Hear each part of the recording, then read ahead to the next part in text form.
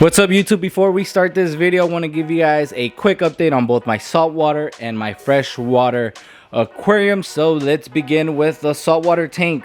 Finally, my Goniporus decided to open up. So it's been about 2 weeks now that they have acclimated to my tank and they are finally opening up. Again, video does not make justice on how the corals look in person, the color of them. The Aqurium opening up. The hammers that I bought are doing good. The bicolor splatter hammer to my right, the pink hammer on the bottom, and then this blue hammer with a yellow to greenish stem, even though the camera won't pick up the colors. My other Euphilia are doing well. My jawbreaker has a baby underneath it. My Electus mushroom has about 3 babies underneath it as well. The torch that I bought at Coral Farmers Market is doing wonderful. And then all the little SPS that I bought at Coral Farmers Market are also doing good. They are opening up. I honestly do not know the name of them. The only thing that has changed a bit was my Digitata. It was losing its color on the center of its base. The polyps weren't being extended, so it looked like the bone, the calcium was exposed. But I think the reason for that one was because I changed the wave maker, so I adjusted the airflow. Another thing is because I have more corals and I do not dose, so I did a water change, and within 2 days it seems like it's going back to its normal self. The polyps are opening up. I added one new anemone there that it split from the anemone tank, and then the mushrooms that I have in the bag are doing good. I bought these 2 algae clips. One was $5, the other one was $25. The Innovator Marine because it has a magnet. But which one I like best is the one to my left. I do not like the one from Innovator Marine. It's too heavy and it moves around if you were to remove this, and it will fall straight to the ground, to the floor, and if you're not careful, it'll catch any of the sand particles and it could possibly stretch your tank. So this is a no-no for me. So I'm not gonna be using this anymore. Plus it's ugly, it's big.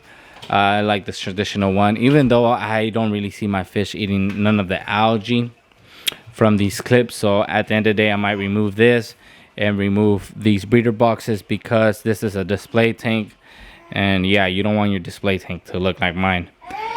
Besides that, everything's been doing good with the saltwater tank. I do want to do 2 upgrades. I either gonna get another Hydra 26 HD or just buy 2 Hydras 32s, and I need to add 2 wave makers, and I'm thinking of going with Aqua Illumination Nero 3s or 5 wave makers. I'll probably just get 1 5 and 1 3. I was thinking just using straight Red Sea products, Red Sea wave makers, Red Sea lights. One thing I've been coming across is with the Red Sea lights that they have connection issues, so I don't want to deal with that, and after warranty for that light to go out, yeah, it's gonna suck.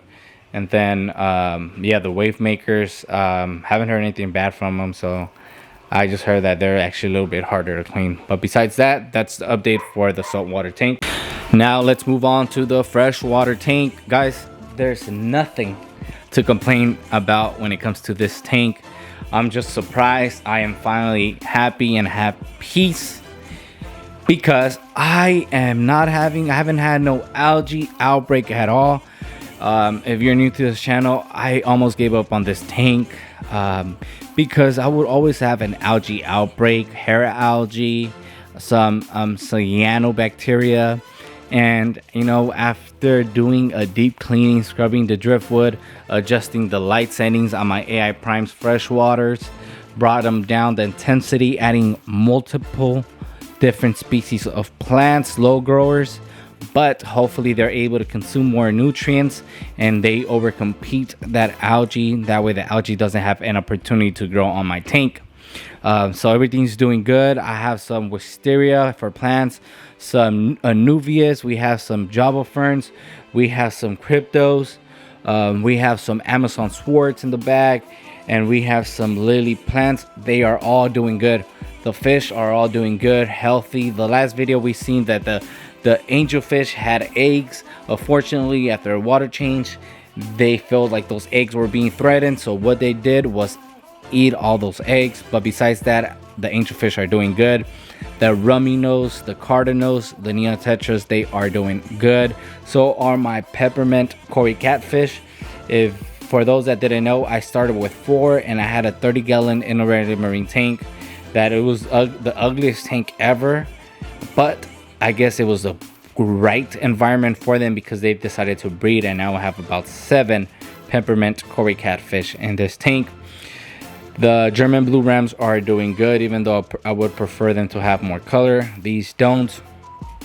My high stream loach in the back is doing wonderful. That was a new addition to this tank because, you know, we were having algae issues.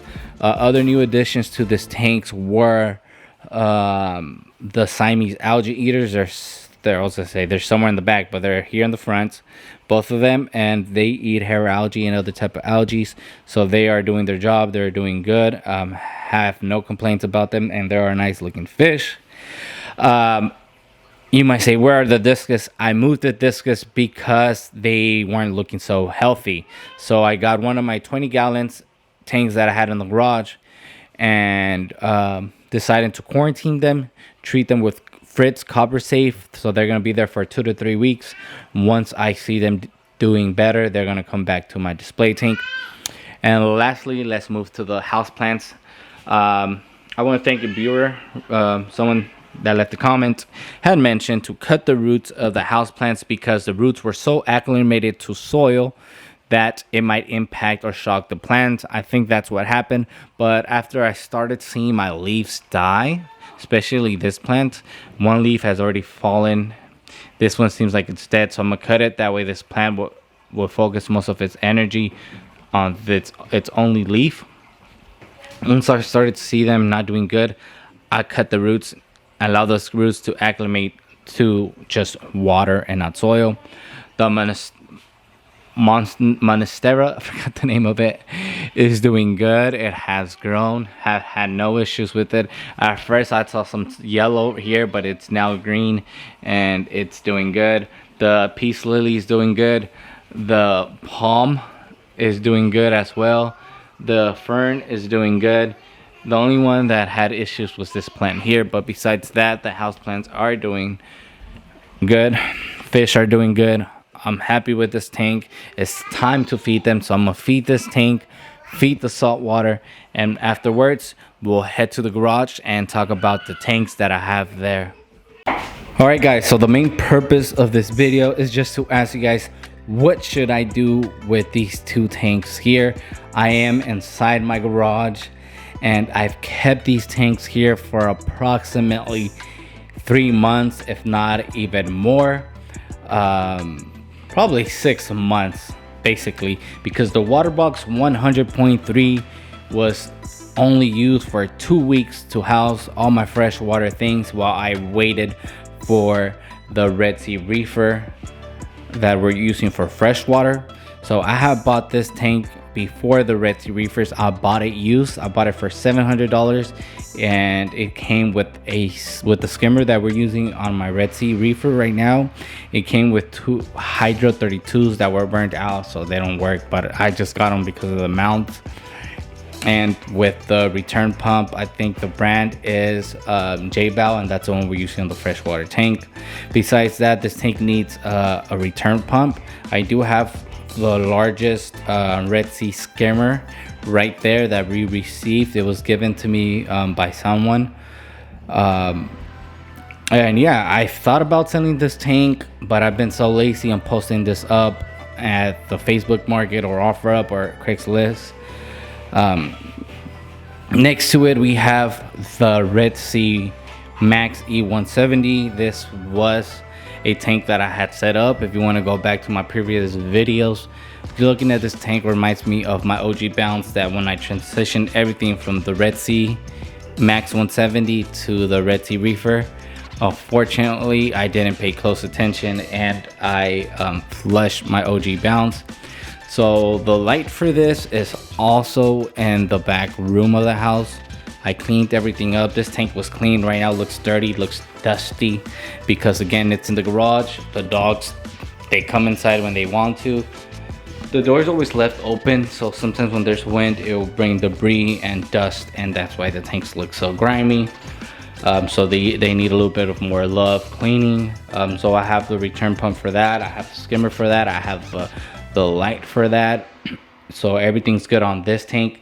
This tank needs, of course, a return pump. Besides that, I think I have a couple lights I could always use for this tank. Now, the purpose of this video, man, I've been wanting to set up a Oscar cichlid tank. They're South American cichlids.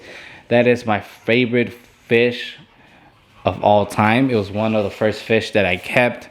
They are monster fish. They are large. So if I was to have an Oscar tank, most likely they'll be going to the water box. But if they're kept in the water box, I just feel like this tank is just too much just to keep South American cichlids, especially having a skimmer, having everything that, you know, we need to run a saltwater tank.